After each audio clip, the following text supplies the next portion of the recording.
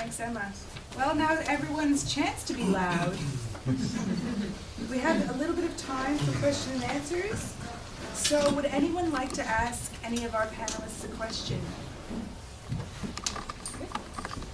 It's Andrew. It's Andrew. My colleague and I have just started up a new little business, and we really wanted to do an energy auditing course. And we looked around everywhere and couldn't find any courses. We went to the Office of Energy, no longer where you are now, and they couldn't even help us out. So I think, is there any scope for your department to offer something like that? Yeah, I think the difficulty is, I suppose, I touched on the fact that mandatory disclosure was one way that governments had been looking at or are looking at what we do with existing homes, and the idea of somebody auditing and assisting the homeowner to be more sustainable, which I assume that's what you mean by energy audit. No, sorry, I was actually thinking commercial. Commercial businesses? Yeah. Well, okay then. I'll take that back. So commercial businesses, disclosure is definitely having a big impact at the high end of town. In other words, if you're not aware of it, in the commercial building sector, the commercial property sector for office retail, there is a mandatory disclosure whenever you lease or sell your commercial building if there's more than 2,000 square metres of office space that you're leasing. That's seen a lot more energy audits happen.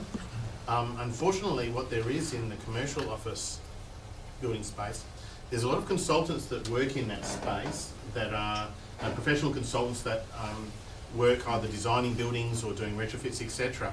But there's no real sort of qualification or job training. Yeah. So what happens is the companies that have traditionally worked in that sphere, that operation of upgrading commercial buildings and making them more energy efficient, they've worked on their reputations. They've worked on their business contacts, and I suppose from where they work with builders and design architects when they refit out floors of office space.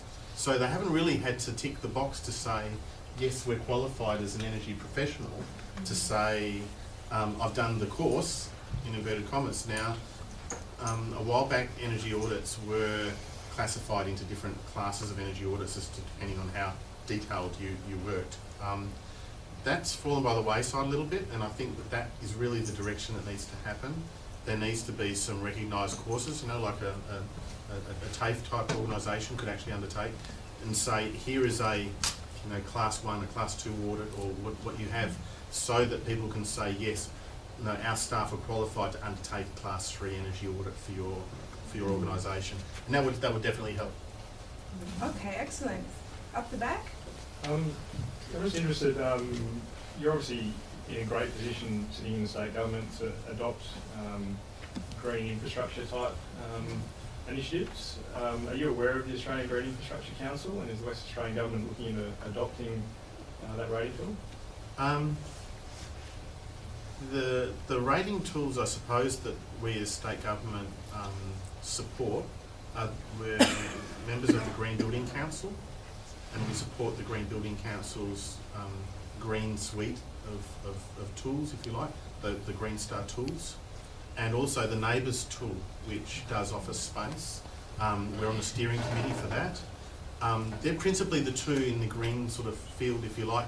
I understand that we are getting, that's one of the advantages of being in finance, is that the building management and works are now, we're part of the same department, and they're the people that sit on the committees as far as green infrastructure and are looking at that area, and so I'm sort of looking forward to working more closely with them in that area. But the green tools are principally the Green Star tools and the Neighbours tools.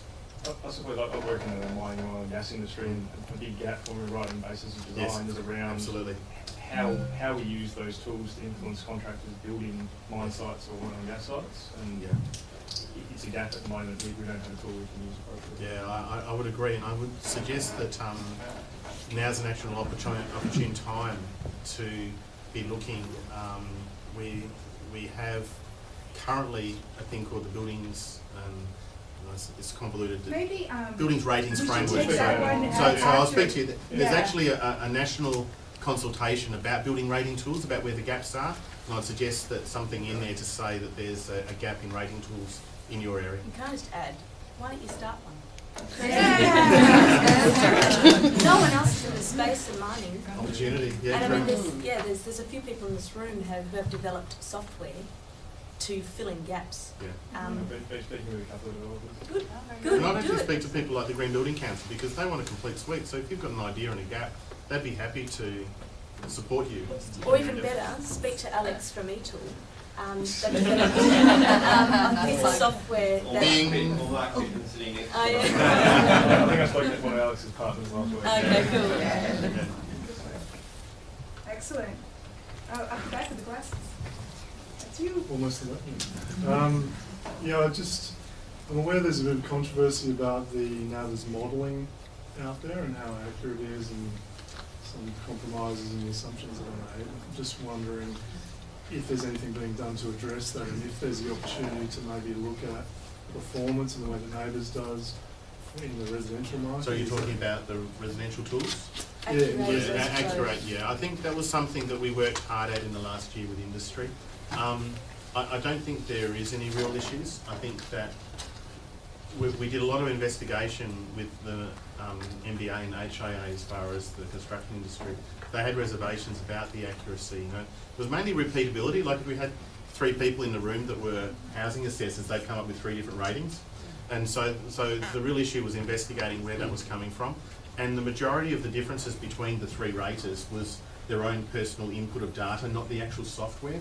And so in the last year, we've seen the 3 softwares that are actually we support and are sort of accredited for use in the WA market. They are very, very accurate within comparison to each other now, and have been certified. They've had checks to make sure for a whole raft of hundreds of houses they're within certain parameters. The key thing that we found is assessor training and adherence to the guidelines. In other words, if you have a book that says this is a computer program that that provides a simulation and model for your house, this is how you enter the data for your bathroom and your whatever. You've got to stick to those guidelines, and if you do that, you'll end up with comparable results. And that's what we've proven to the industry over the past year. So I'm quite comfortable that they're accurate. And also, just to add to that, there's a couple of tenders that went out in the last 2 years. CSIRO won the tender to look at 3.5 star to 5 star and what the difference is, and actually look at the actual tools themselves and do some investigation on how they actually do get there and what the differences are between I believe all 3 tools, but also Accurate. And there's another one that's looking at the moment Adelaide, Brisbane, and I think it's Melbourne. They're looking at 700 homes and measuring sort of the energy performance of those homes. So that there are studies happening at the moment just to ensure that it's robust. Pink shirt? Okay. Emma kind of touched on it, but I think one of the other elements with the whole sustainability isn't so much in the houses that are being built, but it's also the property development to make sure that you may have a really great house to save energy and cost, but it takes you an hour to drive your car there and peak out traffic. You're going to lose all those gains. Yeah. What processes are in place to make sure that those other elements are looked into, such as affordable and better public transport and even shopping centres to be green? Well, I won't comment on shopping centres, just because that's probably slightly outside of my area of expertise, but Andrew might have some comments from a commercial property point of view. Yeah. I guess Directions 2031 would be the main policy that's trying to address urban sprawl. So it's mainly about density and fitting more people in Perth, but part of the upshot of that is it will be more sustainable. Yeah. So development is focused, and you'll notice if you go to your local council and say, are you updating your town planning scheme and can I have a look? It's focused around commercial areas, it's focused around transport links. So whether that's train stations or good bus routes that will take you to a local train station, with the idea being that it's easier for people to work and live in the same area or easily commute without having to drive. It's also about bringing more of our new housing. I mean, the target at state level, I believe, is 47% of our new housing inside the existing metropolitan area, rather than in new greenfield developments in the suburbs. So that's all good in theory. The challenge, there's two challenges to that. Well, there's probably lots of challenges, but two that I'll mention. One is, do people want it? So will people buy a 3x2 or 2x2 apartment that's close to a train station instead of a 4x2 with a theatre room that's an hour or an hour and a half out of the city?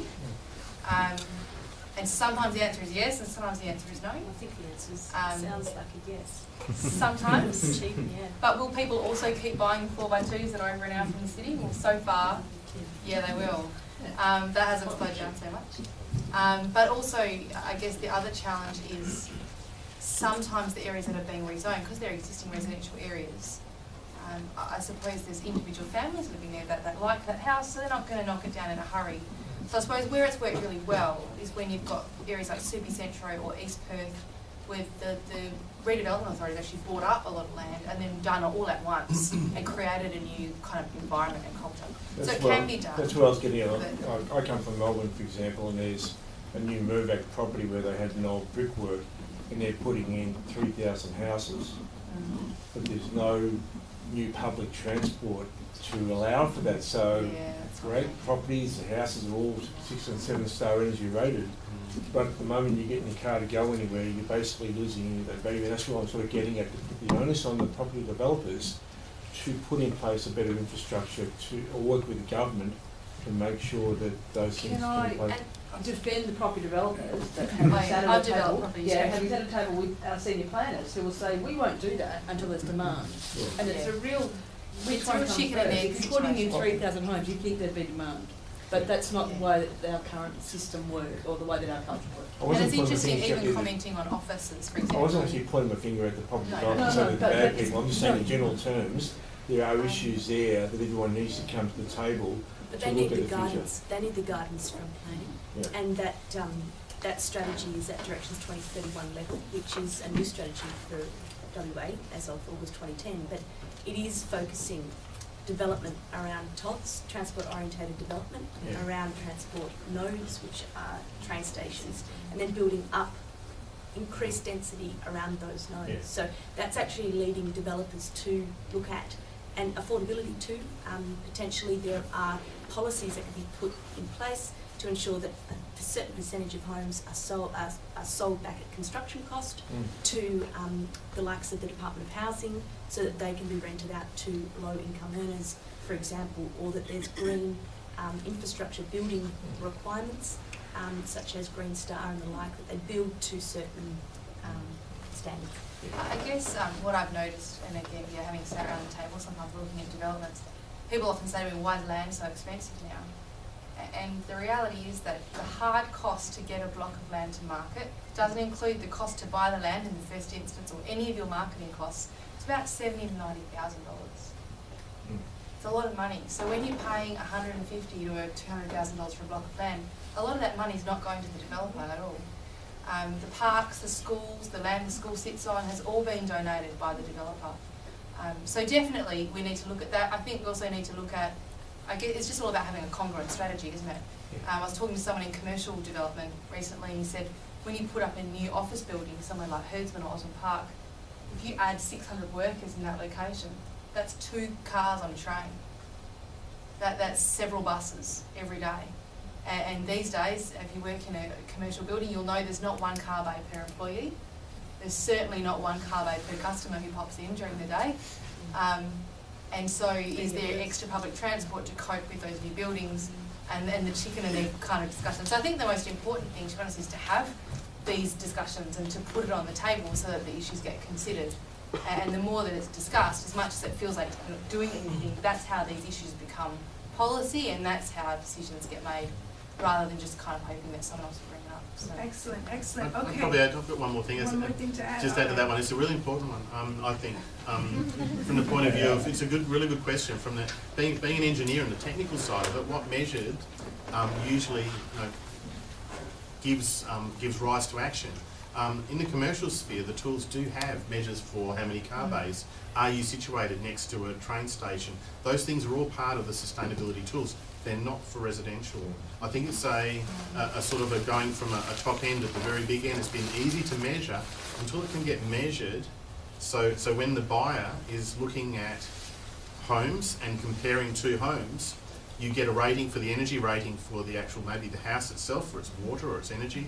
Then you get a transport rating and a waste, or whatever it is, but it's actually measured so that you can give some indication back to the purchaser to get value. At the moment, unless people, they do their value judgments of whether it is half an hour or an hour to see it, but it's not measured, it's not quantified in a tool. I think it has to be.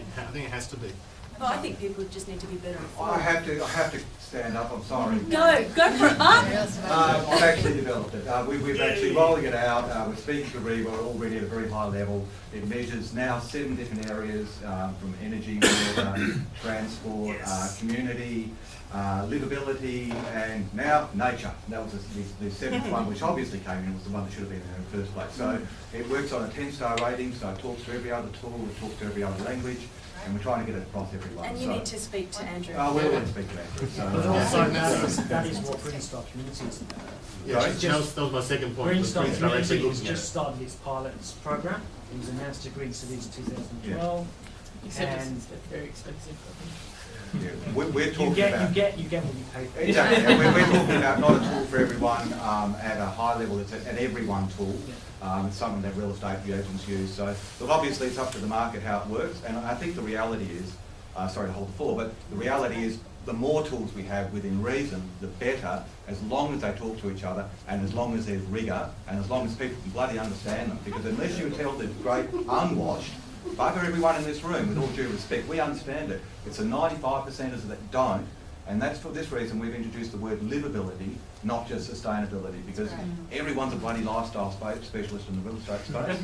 I just happen to be a sustainable lifestyle specialist, and it's the two seem to work pretty well together. So get the message out there, bring it on. And also probably one of the greenest real estate agents in WA. Okay, excellent. Well, the thing is, we might not have enough accurate tools for measuring sustainability and energy use, but we do have one really accurate tool for measuring a limited resource that we have called time. And unfortunately, it looks like we've run out of that for tonight. I would like, before we wrap up, just to invite each of our panelists and our speakers to share one final comment, hopefully a positive one, just one final thing just to wrap up tonight, a brief thing. All I can say is go out there and do something. Like, if I can do it, you can do it. And if it means just doing something in your own backyard, fine, start there. That's where I started. If it means going out and creating a software tool that the mining groups and corporations can use, do it. Because it's an emerging area, and I mean, if money's your motivation, so be it. But if it's actually getting something out there that can be used to better the built form, do it. Andrew? Yeah, I suppose my thing is, after 3 long sort of hard slog years, to have 6-star residential measures come in this year is a huge step as far as I'm concerned. I think that I'll put the challenge out to you to say, government's done our thing now. I throw it over to you guys that are interested in livability and sustainability, whatever, to get the idea about living and behaving more than 6-star in those new homes to you, because it really is I think a hard slog, which is a people thing, and we need your help in spreading that message. But I think it's great news we have that, and I think that it really sets us up for the next period in time to educate people about what 6-star and what sustainability is. And so I'm really enthused, and I hope you can help us. I guess for the investors and the developers in the room, I'd say there's some really good opportunities at the moment to buy and to develop, and there are some hidden away in different local councils incentives for building close to public transport, higher density, for having high energy ratings on buildings. There are some incentives hidden out there. There are some opportunities, but you will need to sell them to the neighbourhood, and you will need to sell them to the local council. So sharpen up your presentation skills, and you'll be set to go. Awesome. Okay, I just want to say a few things before we wrap up. I just wanted to let everyone know, in case you're not aware, because I get this question a lot after the formal part of the evening. Flavia and I run Perth Green Drinks. We coordinated. It was started by Wilma back in 2007, and she ran with it for, I think, 5 years? No, 3.5. 3.5. Then Julie Grundy took over. She's not here tonight. And then Flavia and I took over just for this year. We are volunteers. We also have sort of an honorary volunteered, he's joined us, and that's Peter up the back with his camera. Last, 2 months ago at our last presentation was the first time Peter filmed it, and what it meant was that the last time I looked at YouTube, I think it had about 150 hits. So what it meant was all the people that weren't able to attend were actually able to go and watch it online. So we're really thankful to Peter for that, because it brings the message out even more that we're trying to share. I wanted to thank everyone for coming though, and please let your friends know, or if you missed anything tonight, you want to go back, look for the YouTube. Also, speakers, thank you so much. We have little presents. Give me which Flavia will give you now. Thank you.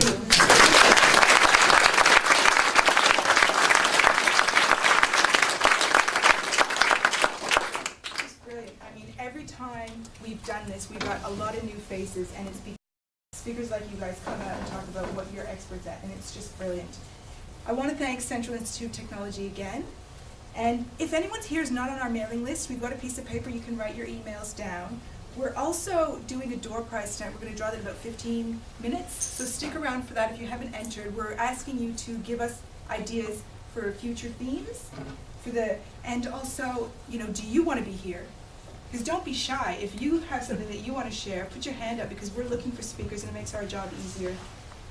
That's it. Let's go enjoy a drink.